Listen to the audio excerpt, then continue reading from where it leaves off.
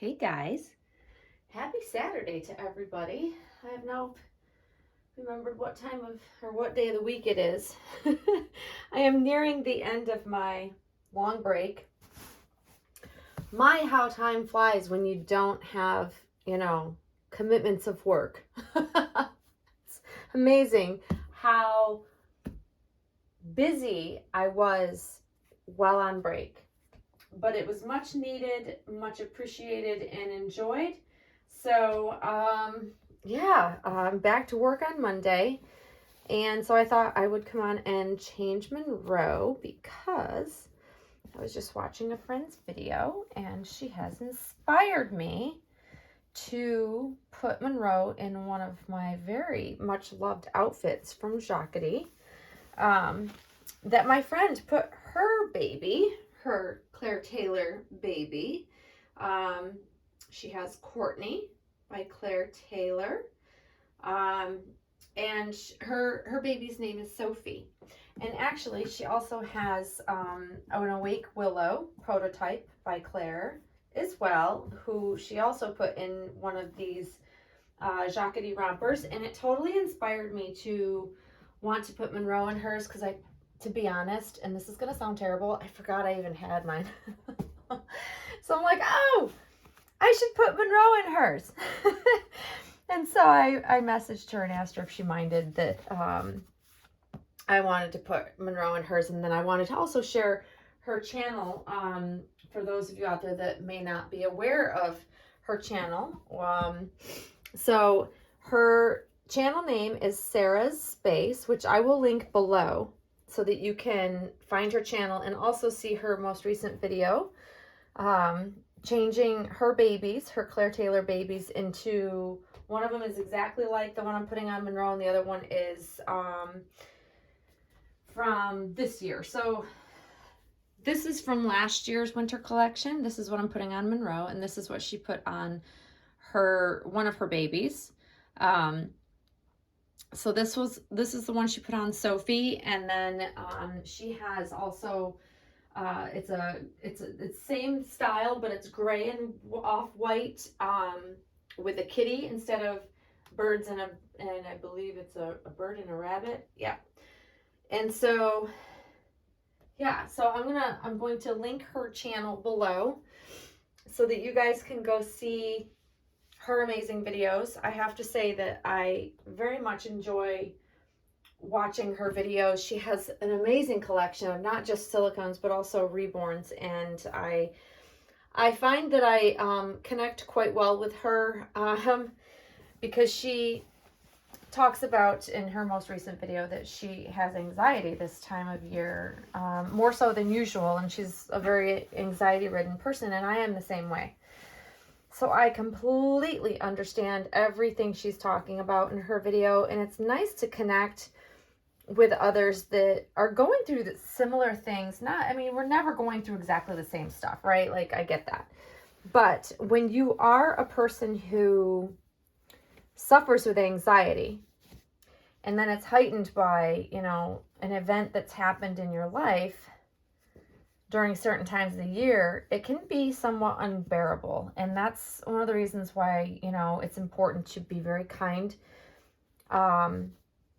when you interact with people, especially around the holidays. The holidays tends to be what I think is very, very heightened for people's anxieties just in general. Like, I think that people that don't even suffer with anxiety tend to get more anxious around the, Christmas, New Year time.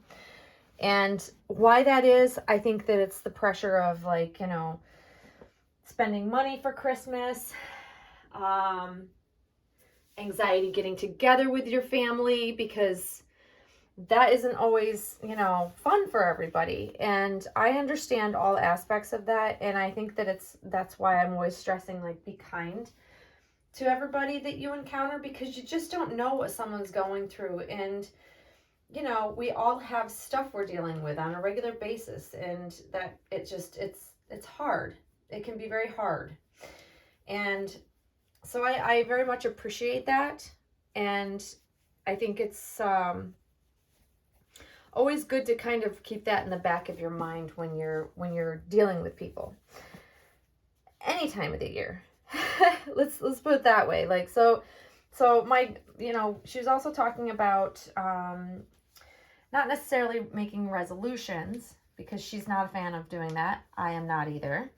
So I totally get that. I set goals for myself each year. I don't like to call them resolutions because it's kind of what I do all year round. I don't do it just at the beginning of the year. I am one of these people that I'm constantly evaluating my goals. When I hit them, I set new goals, but I'm a very big, firm believer in setting small, manageable goals because they're more achievable, and I don't get as frustrated if I'm not, hitting these huge goals that I may want to set for myself, because we all have goals in life, whether or not you set the intention, as a New Year's resolution or not. I mean, we all technically have goals. We just don't talk about them in the same way, I think, as a resolution. I think it's just, for me, resolutions are, most of the time, most people don't keep them because they're not reachable goals. And I've talked about this previously before, that I find that, small, achievable goals are the way to go. And I stand by that. And I stand by that 100%, like, not only with, like, my personal life, but, like, my fitness goals, goals for my kids to help them out, goals for my career. And if you set those goals to be achievable, you definitely are encouraged when you can get to those goals, and then you can set further goals. And of course, it's great to have a big overarching goal, of course, but you have to make it manageable, or else it seems too daunting for most of us. And if you're a person like me, anything that seems unreachable or daunting to me, it totally deflates my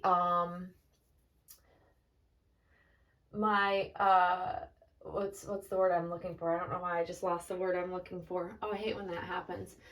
But my dedication, my perseverance, anything like that. So, like, if it's not something I think I can achieve, and it's like, whoa, I don't know, I take a step back and go, okay, what if this isn't doable, what is? And being realistic when I'm already filled with anxiety, like, it makes it easier for me to keep going. And I've been able to achieve a lot of goals that way. And I think that that's a healthy way to kind of approach change in your life. This is a time of year where everybody's trying to make a change, be healthy, lose weight. Like, it's literally what most people are talking about, like, everywhere. It's just what it is. And those are great goals to have, but, I think that every day should be, try to do better. That's really where I'm at with things that I choose to change in my life. And that served me well. And also, something that Sarah mentioned in her video is, like, being grateful and choosing to be, grateful for what we have versus focusing on the things that we may have lost or cannot have at the time. That's a very good goal to have in life.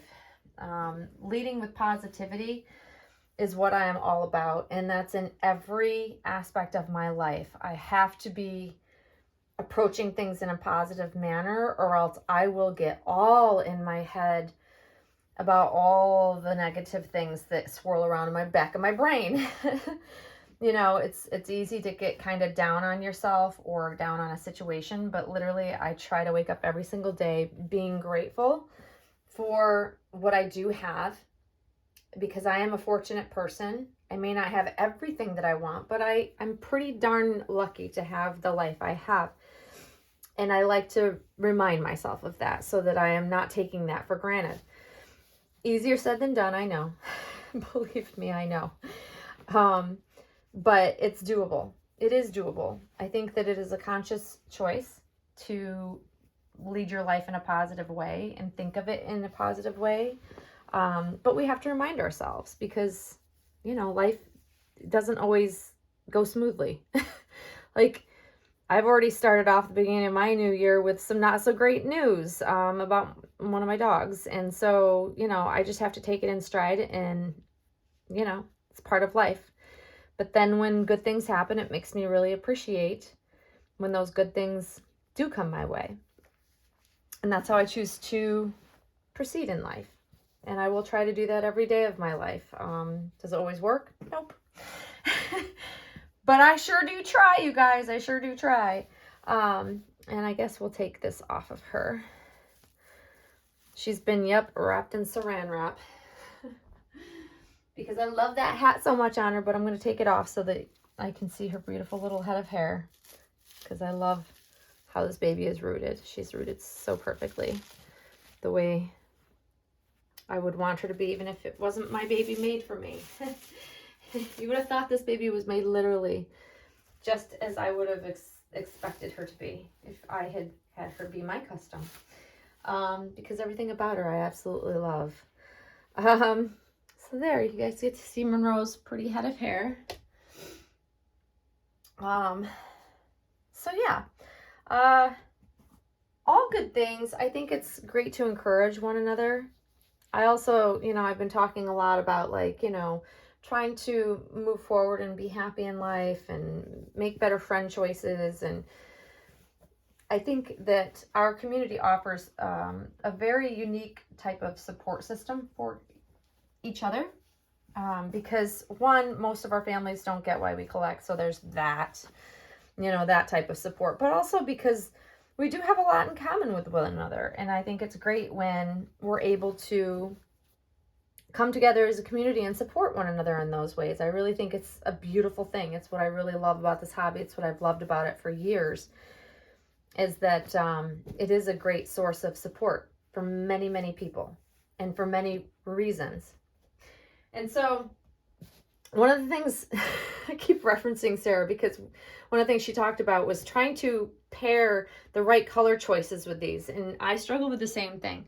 So I don't have, I mean, I do have cream color, but I recall last year when I put this on her, it wasn't the right cream. And this is just enough off-white because it is wool. This is a wool blend.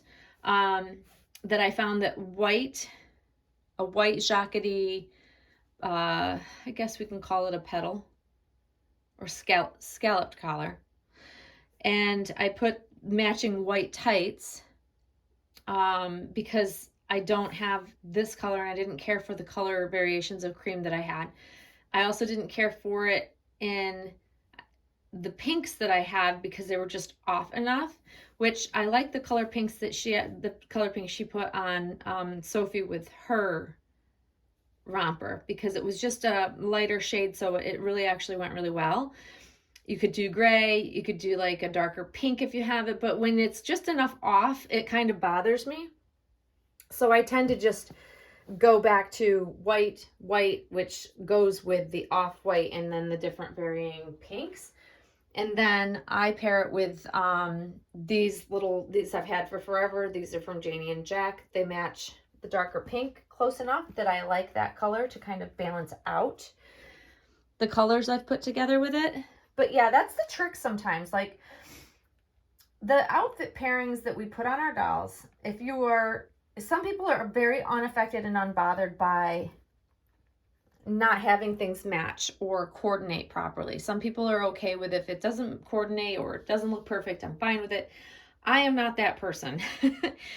I am the type of collector that the OCD in me cannot leave this baby in something that does not go well together. Like if the outfit isn't just how I pictured it, it comes off of her and I have to pair it with something that does make me happy, or else it'll make me nuts. It'll make me feel just literally such anxiety about it, and I shouldn't care, but I can't help it because it's the OCD in me, and you can't just flip a switch and turn that off, unfortunately.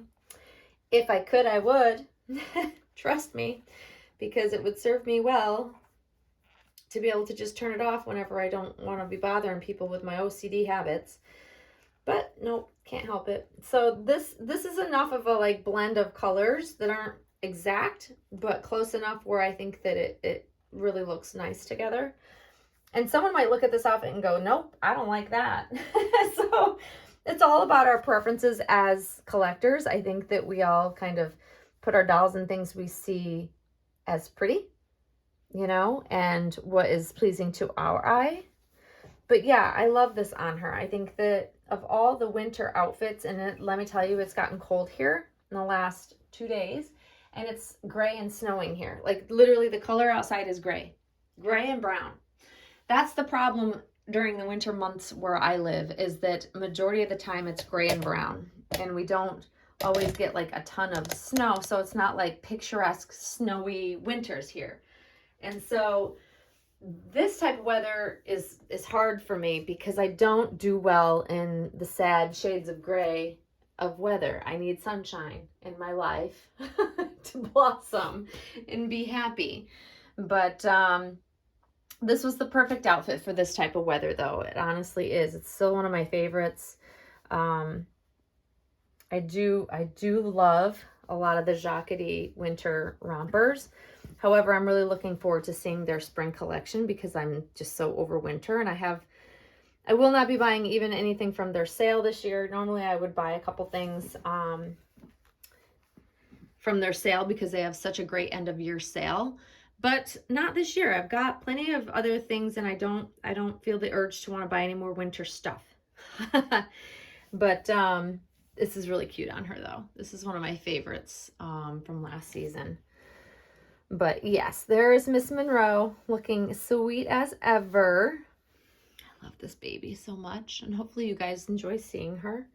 And like I said, if you're not subscribed to Sarah's channel, I will link it below. You should totally subscribe. I love watching her videos, and she really has some of the most beautiful babies, both Claire Taylor as well as an array of reborns.